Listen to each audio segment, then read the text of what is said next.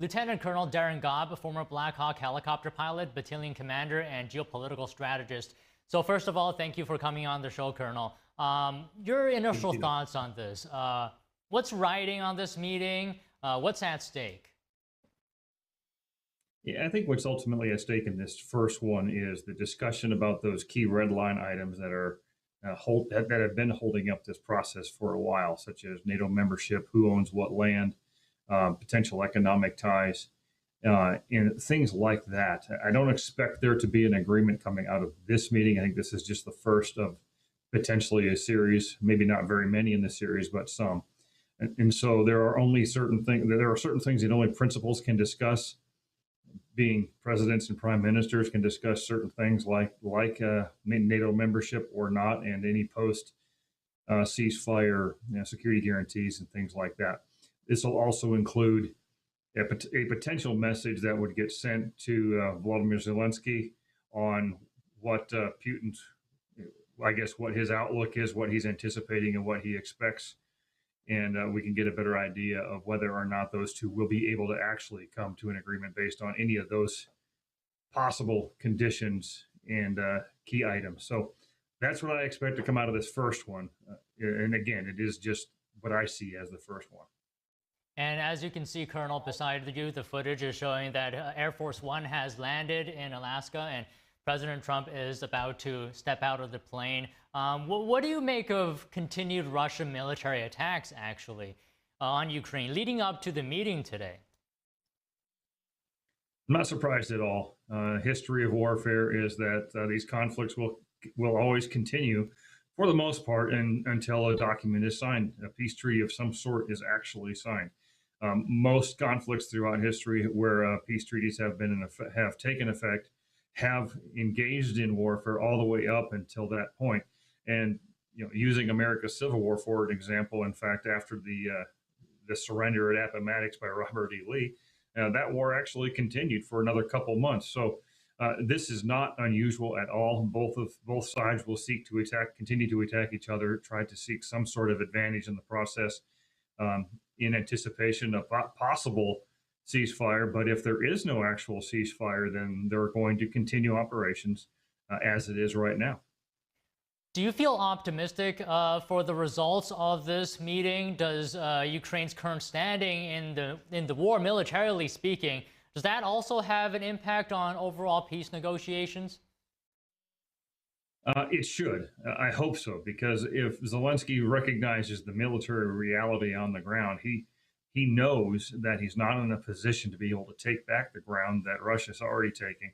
He can't enforce any desires to bring back the Crimean Peninsula, for example. So if he doesn't put out there the conditions that are just non-starters, or if he stands on those conditions and never moves during the negotiating process, what he's going to do is actually lose more potentially than he already has. So that's probably the key, is him recognizing the limitations of what he can do now.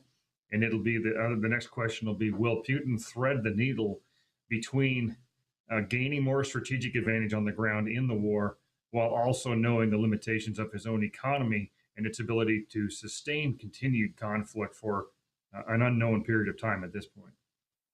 Okay, I was just going to ask you about that. How sustainable do you think is Russia's military campaign and this war on Ukraine? It's getting harder the longer it goes on, and that's nothing unusual. But Russia's economy is suffering because of this lack of ability to really export freely its energy, because that's its chief export and what keeps them going. Now, tied to that also, that their allies, like specifically China, have an economy that is under duress as well, and is rapidly shrinking. Now you've got two allies that are both under economic challenges. They're both going to potentially go to their own corners and try to see how they can individually survive as nations with what's going on. So I think that's the needle that Putin is threading, is how much longer can he do this and be able to sustain his economy without them going on to something else. So this is why the sanctions could be very important, or the threat of sanctions on Russia's energy sector could be effective if Trump leverages them correctly. So if you're saying that this is getting harder, Overall, by your assessment, then, how close are we to a peace deal or a ceasefire between Russia and Ukraine? I think right now you've probably got the greatest chance you're going to get. And as long as these dialogues remain open, even on the short term, that you've increased the odds significantly. If you walk away from these talks without a peace deal in the next, say, 30 days or less, I fear that you're going to see one of those kind of wars that just continues on until one of the nations collapses.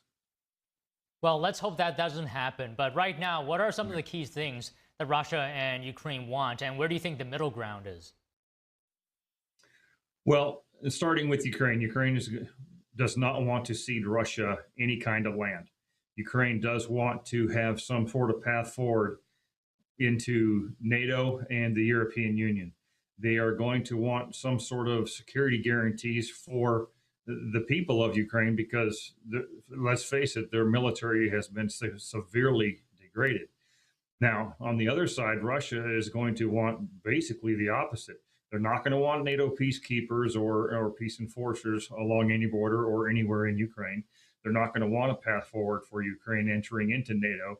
The EU might be a little bit different because that's an economic tie. And Russia has invested so much blood and treasure in this conflict that they're not going to walk away without having probably quite a few concessions on who owns the land that they're already sitting on now, to include Crimea. Watch those things bubble to the top and stay there if they aren't already. So what do you think Russia's priorities are going into this meeting? Because the chair of Ukraine's paramilitary foreign affairs committee says Putin is using negotiations with Trump with only one purpose, and that's to avoid serious sanctions. What is your analysis? Well, that's certainly one of the possibilities. The other thing about continued negotiations is that Putin knows he can do it now because he's achieved largely most of the strategic objectives that he wanted with regards to specifically reoccupying primarily Russian-speaking lands in eastern Ukraine while solidifying his hold on the Crimean Peninsula. So sometimes negotiations, although with an honest goal of trying to achieve a ceasefire and a peace in the future, are also a means to kind of make it drag out so he can continue to solidify and consolidate the gains that he's already made. Everything else, things like, maybe deterring economic sanctions on himself directly and on those second level countries like India, certainly would play into this. Now, Ukrainian officials have said that they want to end the war in a way that does not reward Russia and doesn't give the Russian military future opportunities to seize more territory from Kyiv. Is this possible in your assessment? Well, anything's possible, yes. However, right now, unfortunately for Ukraine, they're not really able to dictate very many terms to Russia because Ukraine is started out behind in this war 5-1. They fought a valiant effort against a military that is vastly superior in numbers, and they risk losing a whole lot more in the process if they continue the war. So that's kind of how they're going to have to look at it: is do they risk more by continuing rather than stopping now? I understand the desire not to reward Russian aggression against Ukraine, but in the end, we have to come down to what is the military and economic reality of these nations and on the ground with regards to the front lines and their capabilities. And in that point, Ukraine is clearly behind and stands the most to lose. Okay, Colonel, one last question as we're waiting for President Trump to come out of Air Force One right now.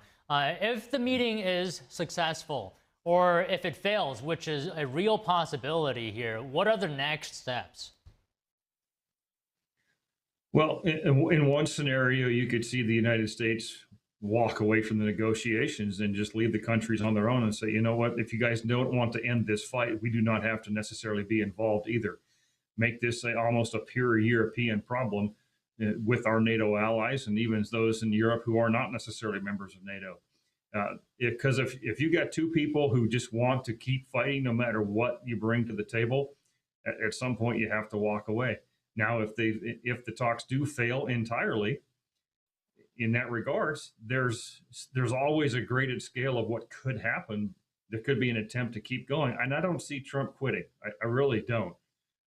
But I think we're going to have to accept at some point that if they don't want to stop now, they may never want to stop until someone is just outright defeated. Well, we'll find out soon how the meeting goes. Thank you very much for your time, Colonel. Thanks, son. We'll continue to follow the historic Trump-Putin summit in Anchorage, Alaska. The question is, will President Trump's peace push end the Russia-Ukraine war? Stay with us for updates and expert analysis on the ceasefire talks and their global impact. Coming up after the break, downsizing